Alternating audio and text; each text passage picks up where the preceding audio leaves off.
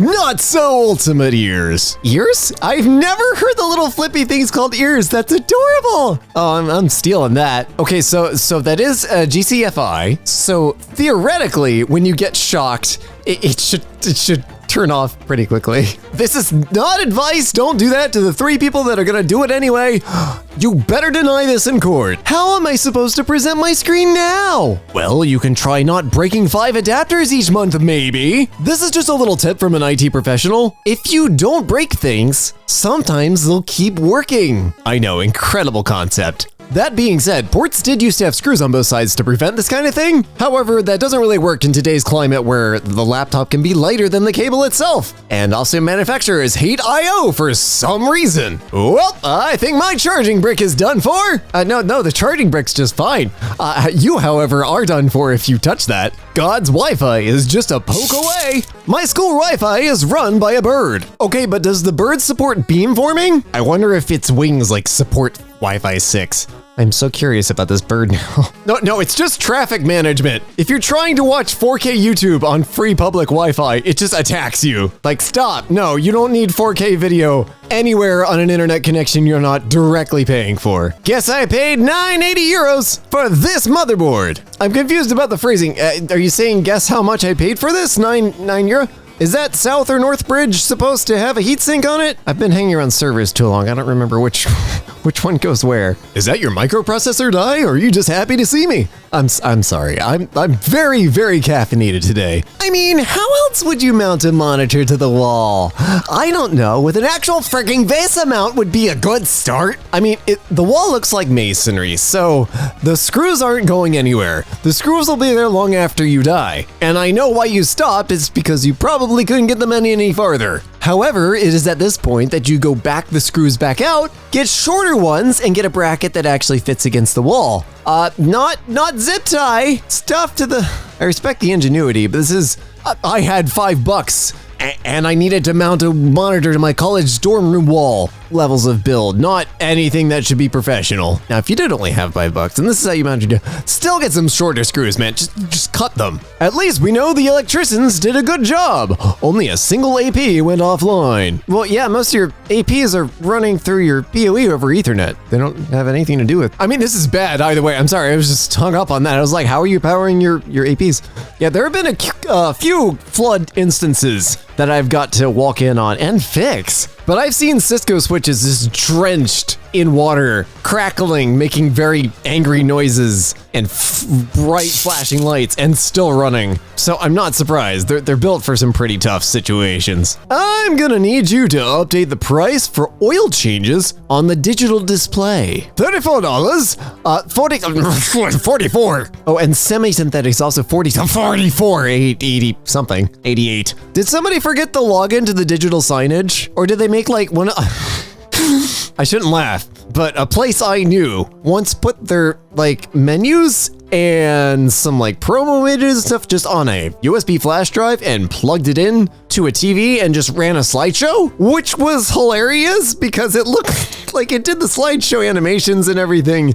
It looked like we were just watching grandma's favorite moments on a Walmart digital photo frame while trying to also order at a grill. But yeah, it's either that or somebody forgot to log into the digital signage. I'm going with the first one because it's probably more likely for an oil change place. The horrendous screen burn on this TV in a hotel bar. Ironically, the photos were taken on a Google Pixel, the only phone engineered by Google. Yeah, screen burn is really weird to see. I'm glad it's gotten better with OLED, especially with the refresh, whatever they call it, regenerating, where it does the magic thing with the pixels while it's off. And there's a lot of tricks that manufacturers use now where they move the image slightly and stuff like that, so it's not as bad. But plasma displays were awful for it. Plasma displays were everywhere for a while for digital signage. And I didn't understand why, because they weren't using particularly dynamic elements. It was just hey, sale! And then 2 weeks later, sale, same graphic, maybe slightly different colors, but I was you're gonna get screen burn in at those locations, especially in New York, like flagship stores will just open ridiculous things plastered with the displays. And a few of them went all plasma and it all looked horrible in like 4 years. Digital signage really needs to be like nano LED, like the actual LED billboard kind of things, because then you're just looking directly at lights. Super bright, super readable even in daylight, no burn in. That's how you do it. Another MacBook, another day. Magic smoke? What is that? What is that? I'm not pulling up a logic board schematic just to understand what they say. Lord have mercy. What the? That looks like oxidation. So like, I'm thinking there was water damage as well as fire. I don't even know what happened here. I'm also almost afraid to learn because I don't want to have to fix this. Second slide looks like an acid trip. Like the entire thing was taken on a trip through acid. Yeah, I'm boring. I don't do acid. I just listen to a lot of psytrance. I bet they're wondering why the screen is always blue. What, still have like a protector thing? Oh no. Is it on the case? I love big, giant, rugged case things. They're just so pleasing and chunky. Camera's in the middle, so it's either a Surface or a Galaxy Tab. Probably nobody. There is paid enough to risk removing it and having the manager yell at them. Yeah, probably. I put a skin on the top of my laptop, but that is also because it was rainbow holographic. So, you know, protection and chaos. It goes together. Wi-Fi router at my friend's place. The guys who installed it apparently said this was fine and that they do it like this often. Oh, do you? Oh, can I get your name, address, and blood type? Oh, I don't want it to be quick. Oh my God. If you're gonna work in tech, I will back up 2 steps. If you don't work in tech and like you're just trying to rig something up either for a one-day, weekend.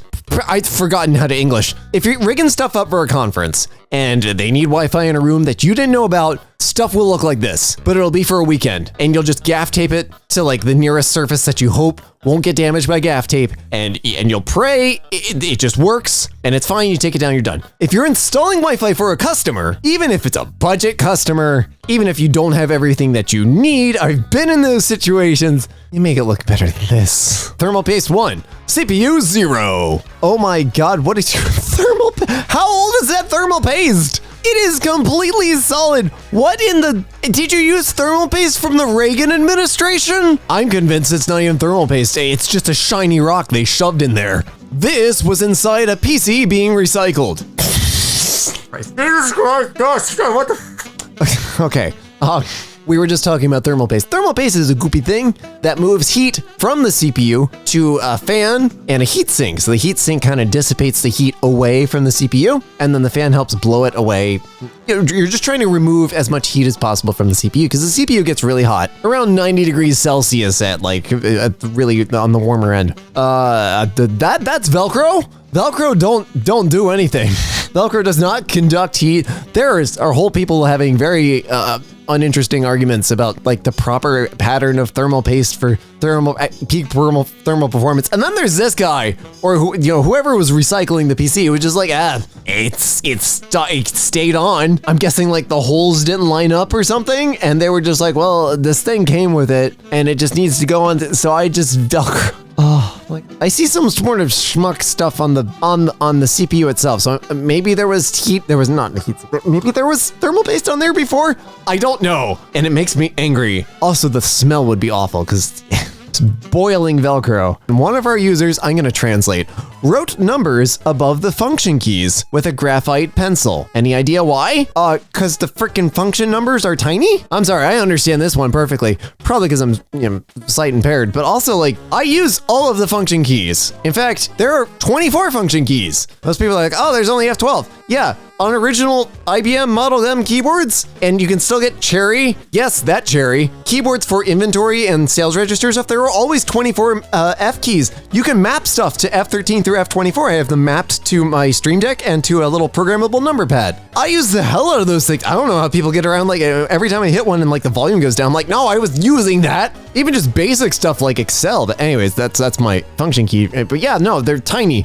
they keep making the volume, like the made up functions bigger that change on almost every other laptop model besides Macs, and you can't see, especially if using Excel. Like, I'm guessing this is probably somebody that was using Excel. You use the function keys all the time in that if you're actually using Excel, like, a lot. Maybe they have poor eyesight. Yeah, see what I say, and the F numbers are too small to read. They are. Also, don't ever cross home, end, and the function, like, put your made up stuff off of that. Home and end can be function up, down, left, right. Oh, I have very strong opinions on keyboards if you haven't noticed. Hopefully no pins broke off, or I am wasting time trying to straighten them back. Oh, you're wasting time. I'll just save you the time. You're wasting time. You have slightly more chance than the sockets with the pins facing up, but you really don't have a chance. I'm sorry. Like, all these have to be perfect, and you have to have not discharged anything into the chip.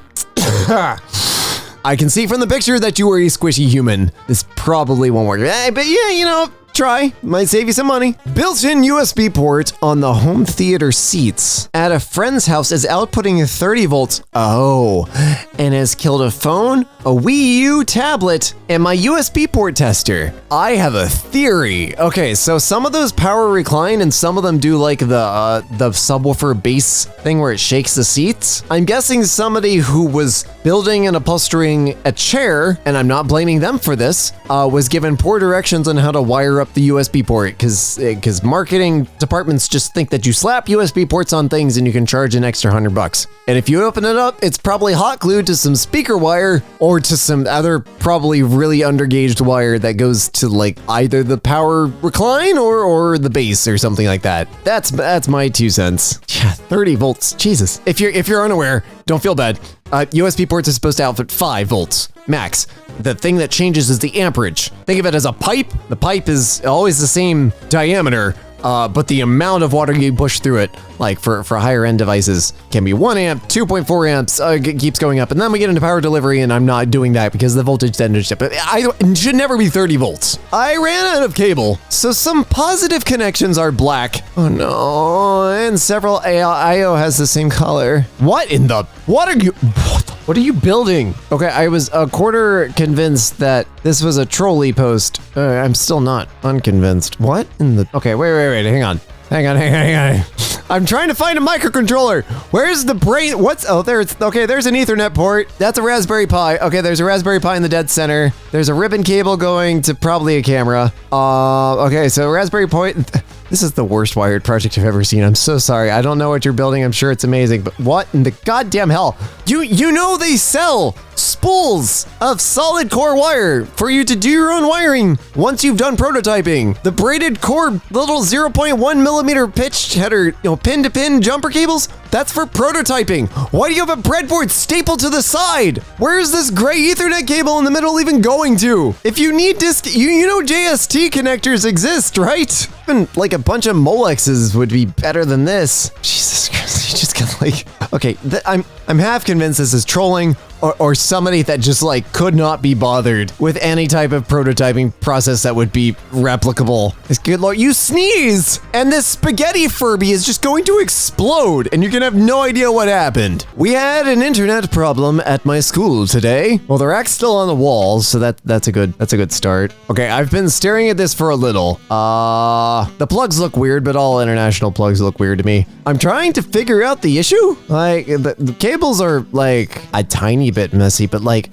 you don't even have 24 connections in here. Like I would cable manage it because I'm a weirdo, but like there's no reason to spend this time, especially if it's a school and like usually have an understaffed IT department. There's no reason to waste time like cable managing this unless you're doing it for fun like I was. I'm sure there's something obvious, like there's probably like a mouse somewhere and like I can't see it because I'm dumb. There are 2 black cables in ports 1 and 2 of the edge switch at the bottom that looks like the same cable that would cause a network loop. And then there's just some PoE injectors for a couple of APs. There's probably something really obvious, but if you think this is a mess, oh, bless your heart. UPS stands for unintentional punting service. Did it explode? UPS stands for uninterrupted power supply. It's like a giant battery that keeps computers on even when there's no power. And sometimes we'll send the computer a signal saying like, hey, we're on battery, you should shut stuff down. So servers will shut stuff down and stuff like that. And usually it gives you 30 minutes to like shut everything down. I'm pretty sure that like gave out with some force. 16 gigabytes of more. So stupid. Oh, I love it. RAM is the memory chips on your computer. The gold bit should be facing down. So I guess technically this is 16 gigabytes of WAD. But more sounds funnier. I like it. Somebody really shove that in. I mean, I've done this like once or twice when like just throwing stuff together on a bench and like talking to my boss or something while not paying attention, then just looking down and be like, oh. But, you know, 60-hour, 70-hour work weeks will do that to you. Can you recover the data?